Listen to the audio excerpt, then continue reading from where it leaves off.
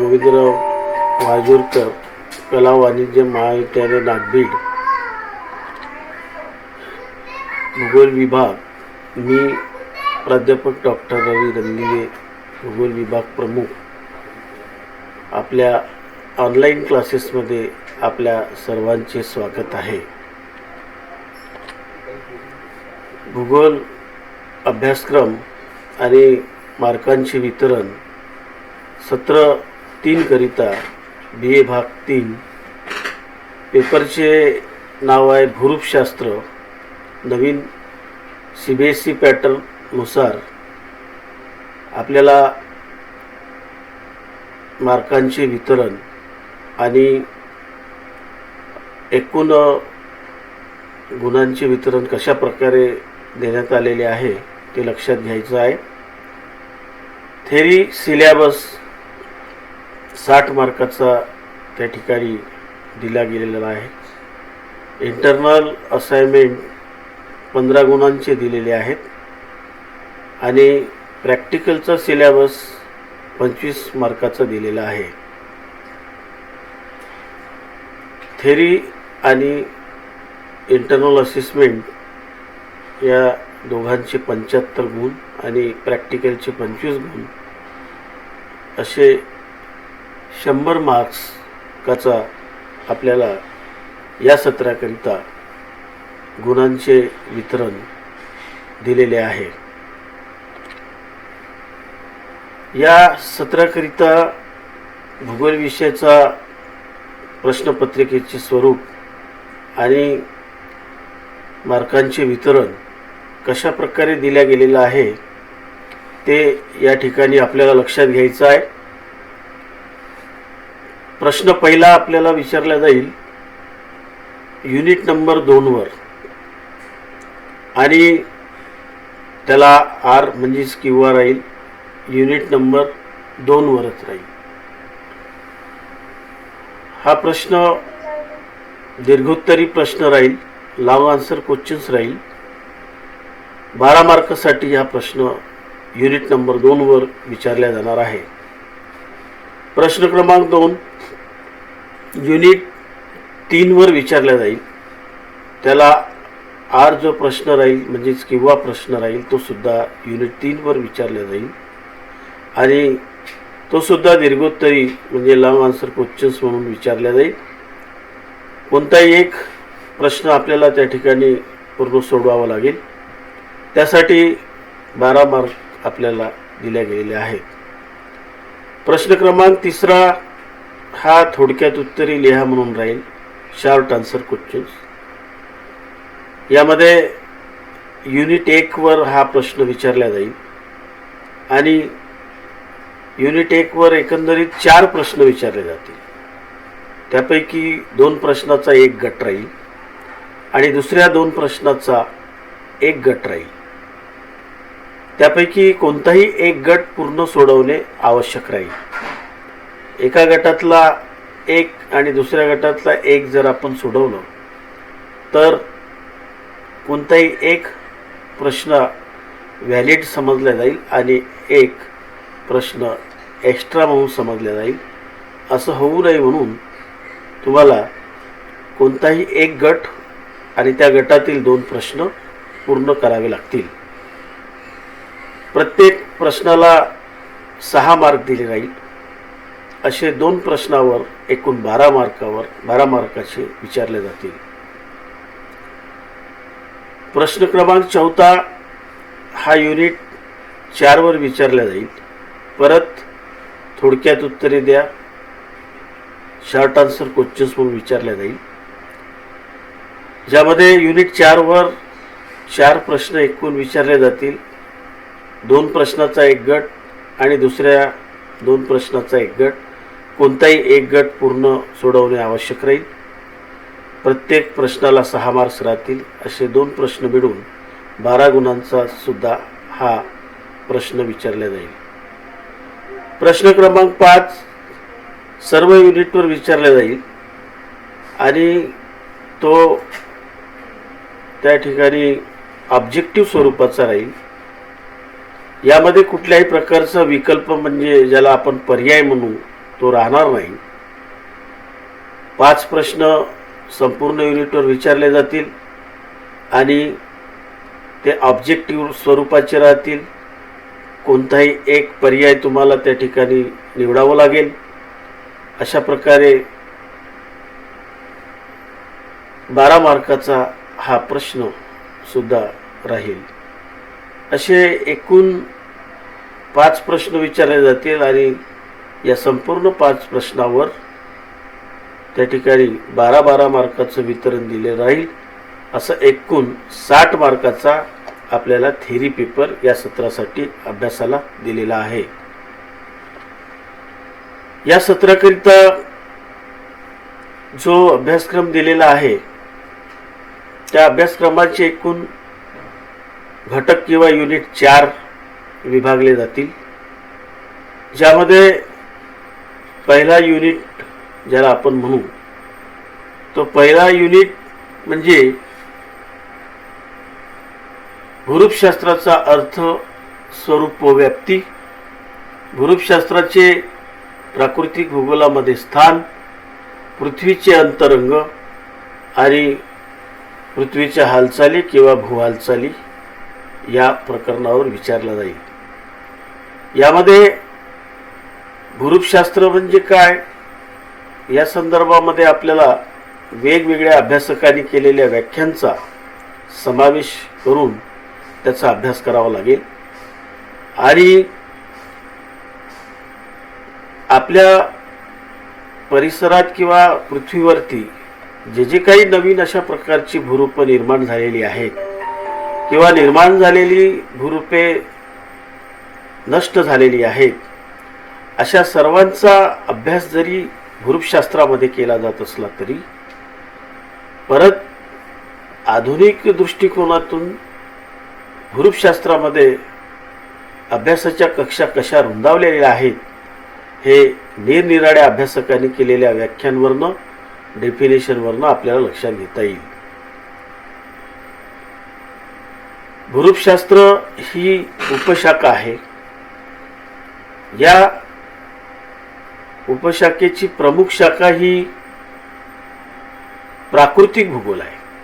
भूगोलाच्या 2 प्रमुख शाखा ज्ञात आहेत, ज्यामध्ये प्राकृतिक भूगोल ज्याला फिजिकल जॉग्राफी म्हणू आणि मानवी भूगोल ज्याला ह्युमॅन जॉग्राफी असं म्हणू.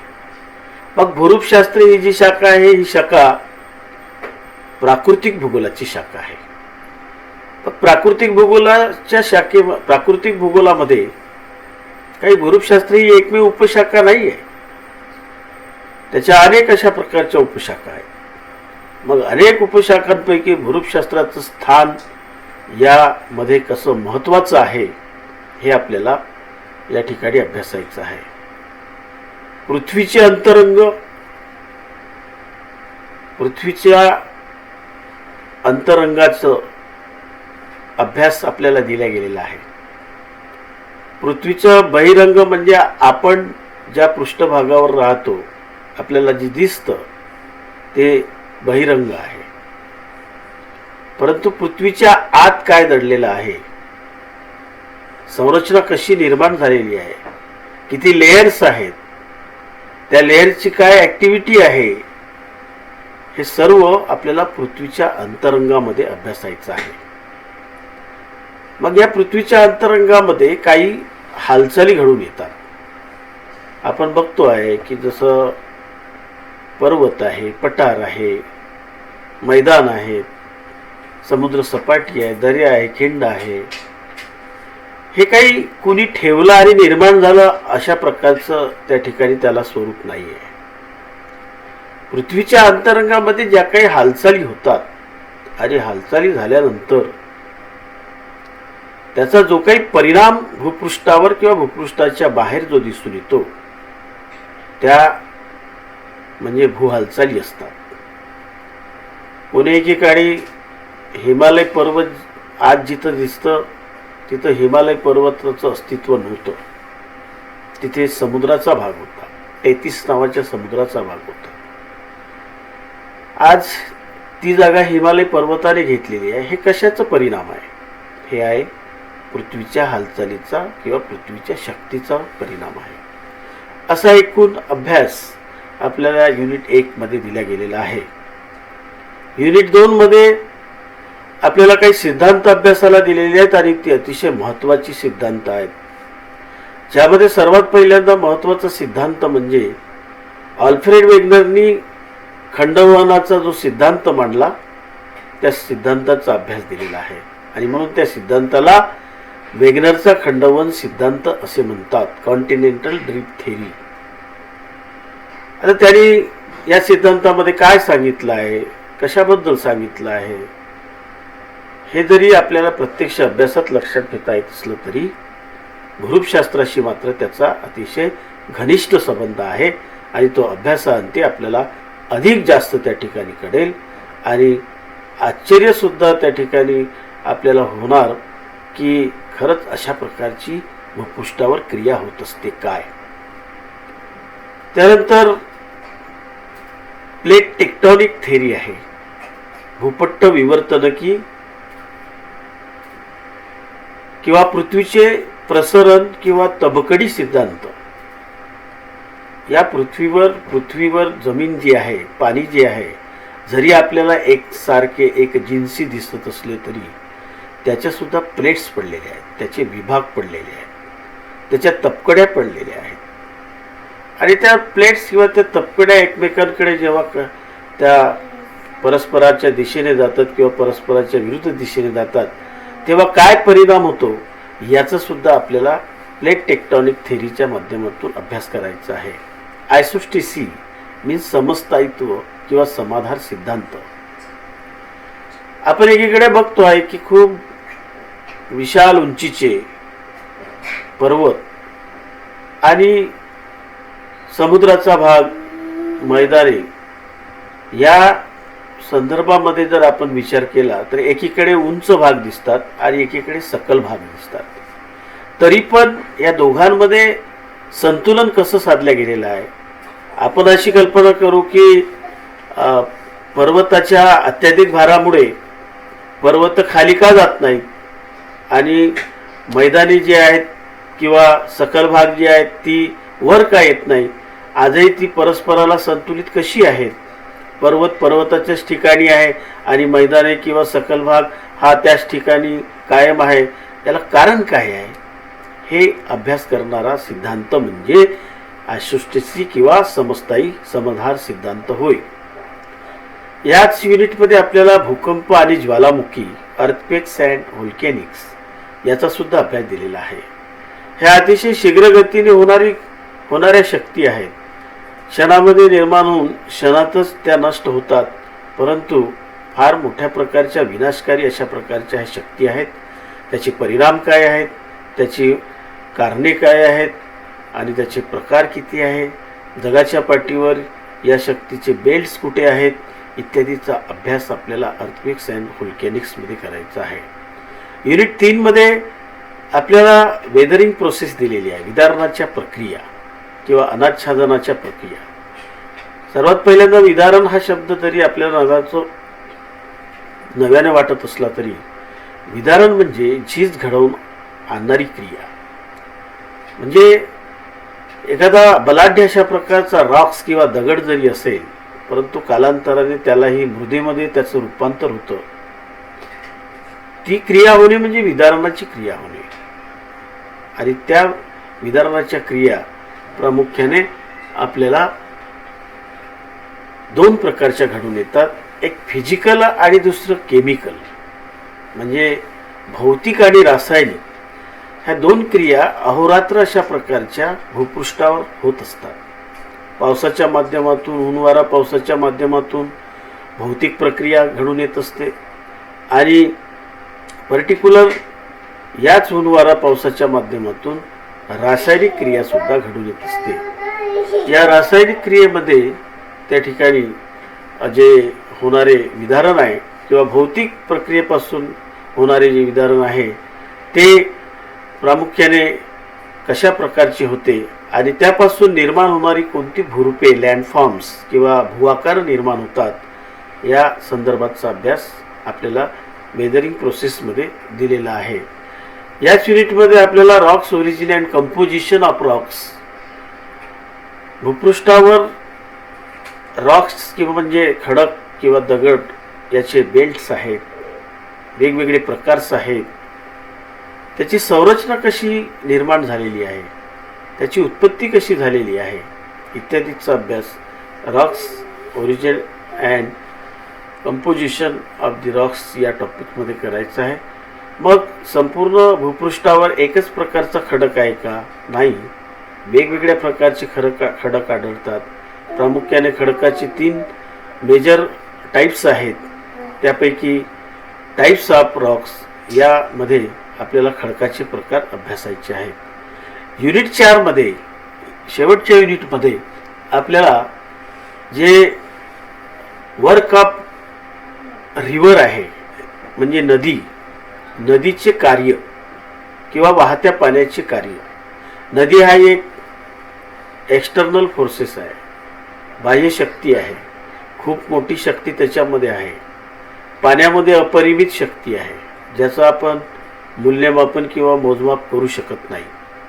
आणि त्यामुळे या वाहते पाणी किंवा नदीच्या कार्याचं त्या ठिकाणी महत्त्व लक्षात घेत असताना नदी हे 3 प्रकारचे प्रमुख कार्य करत असते. एक खनन, दुसरं वहन आणि तिसरं संचयन. खननला आपण इरोजन म्हणू, वहनला आपण ट्रान्सपोर्टेशन म्हणू आणि संचयनला आपण डिपोजिशन असं म्हणू. हे 3 मोठे कार्य आहेत. मानवी जीवनाच्या संदर्भात जर आपण विचार केला तर मानवसुद्धा हा 3 अवस्थेमधून जात असतो. पहिली बाल्य अवस्था, नदीसुद्धा त्याच अवस्थेत जाते. त्या अवस्थेला आपण इरोजन किंवा खनन कार्य असं म्हणतो. मानवी अवस्थेची दुसरी अवस्था म्हणजे प्रौढावस्था. नदीसुद्धा दुसऱ्या अवस्थेत जात असते ज्याला आपण वहन कार्य म्हणू, ट्रान्सपोर्टेशन. आणि मानवी अवस्थेची तिसरी अवस्था म्हणजे वृद्धावस्था. नदीसुद्धा या तिसऱ्या अवस्थेला जात असते, तिला आपण डिपोजिशन किंवा संचयन कार्य असं म्हणू. या 3ही कार्यापासून निर्माण होणारी कोणती भूरूपे आहेत इत्यादीचा अभ्यास आपल्याला त्या ठिकाणी एकंदरीत करायचा आहे. Type of stream and drainage pattern. नदी प्रणाली भारतामध्ये किंवा महाराष्ट्रामध्ये किंवा जगामध्ये मोठ्या प्रमाणात विकसित झालेली आहे. तिथल्या खडकाचं प्रकार, पाण्याचं प्रमाण, जमिनीचा उतार इत्यादी गुण वैशिष्ट्यावरून नदीचे त्या ठिकाणी प्रकार पडत असतात. एकच टाईपची नदी जगामध्ये आढळून येणार नाही. एखादी नदी ही झाडाच्या आकारासारखी दिसेल, म्हणजे मुख्य झाडाला, मुख्य खोडाला जशा अनेक फांद्या असतात तसं नदीसुद्धा जमिनीवर अशा वृक्षाच्या स्वरूपात विखुरलेली असते. एखादी नदी ही त्या ठिकाणी आयताकार स्वरूपात विखरली असते. एखादी नदी ही चौरसाकृती त्या ठिकाणी निर्माण झालेली असते. म्हणजे भूपृष्ठ रचना कशी आहे त्याच्यावरून त्या नदीची संरचना किंवा तिची रचना निर्माण होत असते. आणि म्हणून जगामध्ये नदीची संरचना कशा प्रकारची निर्माण झालेली आहे या संदर्भातला अभ्यास आपल्याला या टॉपिकमध्ये दिलेला आहे. WM डेव्हिस या अभ्यासकांनी नदीच्या या 3 कार्याच्या संदर्भामध्ये एक संकल्पना मांडलेली आहे आणि ती संकल्पना आहे उत्खनन चक्राची संकल्पना, सायकल ऑफ इरोजन. उत्खनन चक्र किंवा खनन चक्राची संकल्पना ही WM डेव्हिसने मांडलेली आहे. त्या संकल्पनेमध्ये त्यांनी काय सांगितलेलं आहे, नदीच्या संदर्भामध्ये या 3 कार्य होत असताना हा चक्र कसा पूर्ण होतो किंवा काही क्वचितच नद्या हा चक्र पूर्ण करत असतात, फार कमी नद्या हा चक्र पूर्ण करत असतात, बहुतांश नद्या हा चक्र पूर्ण करत नाही. मग कोणत्या नद्या की ज्याची भौगोलिक परिस्थिती चांगली असते किंवा भौगोलिक त्या ठिकाणी बॅकग्राऊंड हा चांगला असतो त्या संदर्भातला संपूर्ण अभ्यास आपल्याला सायकल ऑफ इरोजन WM डेव्हिसने मांडलेल्या उत्खनन चक्राच्या संकल्पनेमध्ये आपल्याला करायचं आहे. या ठिकाणी रेज्युवेशन अँड असोसिएट फीचर्स मीन्स काही माणसाचं आपण पुनरुज्जीवन झाला असं सहज गमतीनं बोलत असतो. म्हणजे एखाद्याच्या संदर्भात म्हणतो आपण की याला पुनर्जन्म मिळाला. तसंच नदीला देखील पुनर्जन्म प्राप्त होत असते. पुनर्जन्म किंवा पुनर्यौवन म्हणजे रेज्युवेशन. आता क्वचितच काही नद्यांना पुनर्जीवन किंवा पुनर्यौवन मिळत असते, परंतु हे कशाने मिळत असते, कोणत्या कारणाने मिळत असते, कोणत्या क्रियेने मिळत असते, याचा अभ्यास आपल्याला रेज्युवेशन या म्हणजेच नदीचे पुनर्जीवन या प्रकरणामध्ये करायचं आहे. आणि पुनर्जीवन मिळाल्यानंतर परत त्याला कोणती भूरूपे नव्याने निर्माण होतात किंवा निर्माण झालेली भूरूपे कशा प्रकारची नष्ट होतात इत्यादी विषयीचा अभ्यास या ठिकाणी आपल्याला युनिट नंबर 4 मध्ये करायचा आहे. अशा प्रकारे एकंदरीत बे भाग 2 सेमिस्टर 3 मध्ये आपल्याला जो भूरूपशास्त्राचा अभ्यास दिलेला आहे तो एकूण 4 युनिटमध्ये दिलेला आहे. आणि यापुढचं आपलं ऑनलाईन जो वर्ग राहील तो प्रत्यक्ष युनिट वाईज अभ्यासक्रमाला आपण त्या ठिकाणी सुरू करणार आहोत.